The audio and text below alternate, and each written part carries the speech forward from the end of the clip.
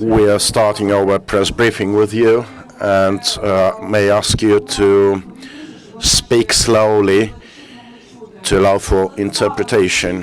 Vladyslav, could you tell us how the peaceful plan of the president is being performed in the zone of ATO? Because there's a lot of information in the media regarding the downed plane, shelling of peaceful residents there, etc.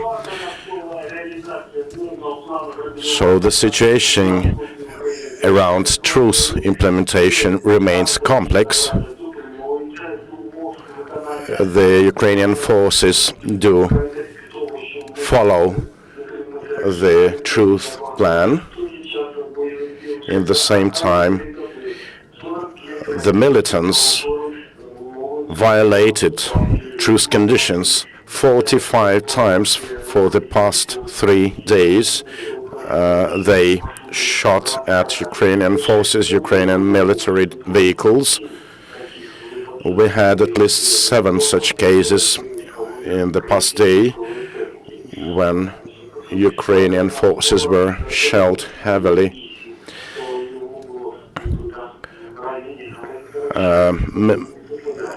Mi-8 military helicopter was downed with 9 personnel killed. The helicopter was to deliver special equipment to help monitor the situation in the ATO area.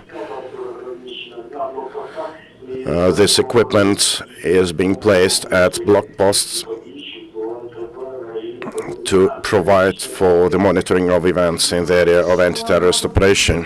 There is information that the downed helicopter had a security force of service of Ukraine personnel on board. There were 3 crew members, and there were 4 specialists that dealt with installation of the equipment I mentioned. They were from Kiev. What was the main reason for that? Why they downed the helicopter?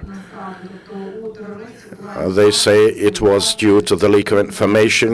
The information was leaked to terrorists about the way of this helicopter. I cannot confirm this at the moment. The thing is that the Mount Karachun, to where the helicopter headed, is surrounded with militants positioned. And the guys there have anti-aircraft missiles at hand, and it is most probably because of that the helicopter was downed.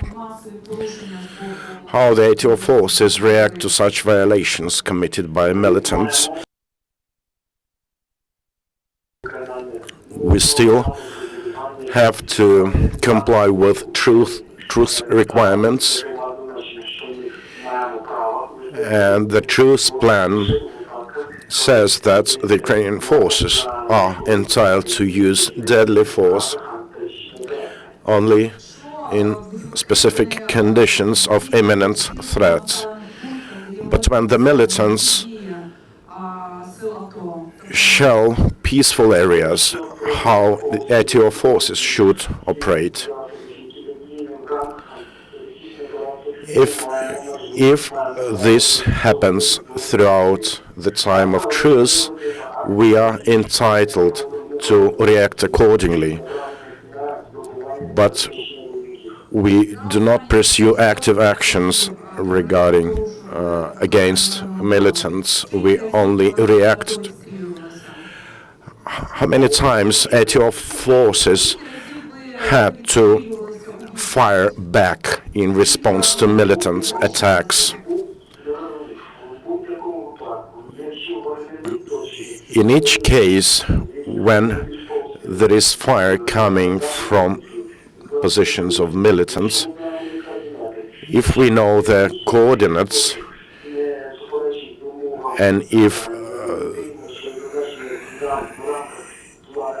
their positions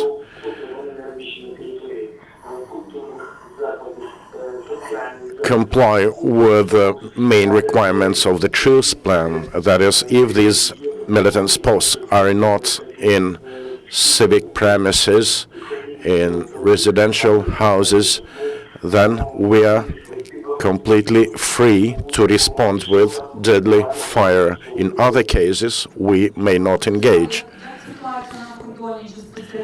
How the situation on the border of Ukraine goes on, Vladislav, do you know any news about new military equipment coming into the territory of Ukraine? I have no information regarding the trespassing of the border, but there is information regarding there is information that the Ukrainian side has provided several strongholds along the border to provide for the protection of the border.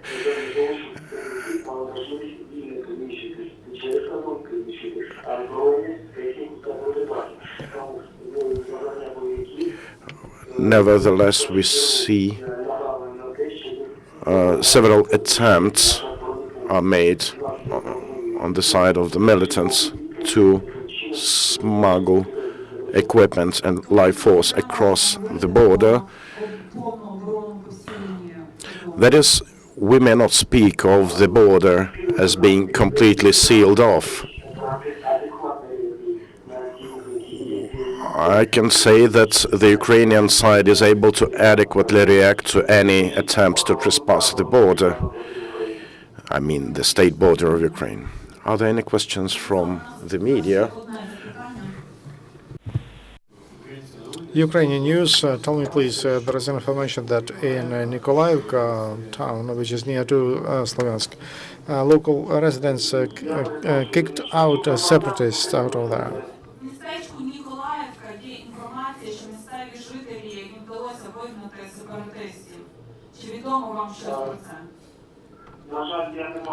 Unfortunately, I don't have information about that. Any other question? Vladislav, we don't have questions. Let's keep in touch. And I'll speak to you soon. Thank you very much. Good luck.